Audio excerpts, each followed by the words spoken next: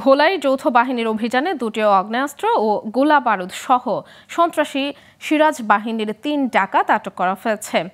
Coast guard দক্ষিণ জোনের lieutenant commander Salauddin Rashid Tanvir জানান, সকালে দৌলতখান উপজেলার খয়েরখাট বাজার এলাকায় অভিযান চালিয়ে তাদের আটক করা হয়।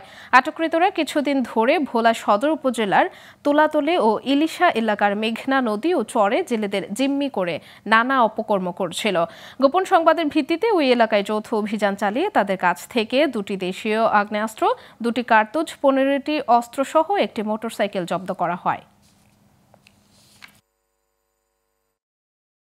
ভোলা জেলার দৌলতখান উপজেলাধীন 5 নং দক্ষিণ জয়নগর ইউনিয়নের খায়েরহাট বাজার সংলগ্ন ব্যাপারী বাড়ি তল্লাশি করত কুখ্যাত ডাকাত মোহাম্মদ আনোয়ার হোসেন, মোহাম্মদ সোহেল এবং মোহাম্মদ হাসানকে 2টি দেশীয় আগ্নেয়াস্ত্র, 2টি কার্তুজ এবং 15টি দেশীয় অস্ত্র ও একটি বৈধ মোটরসাইকেল সহ আটক করা হয়।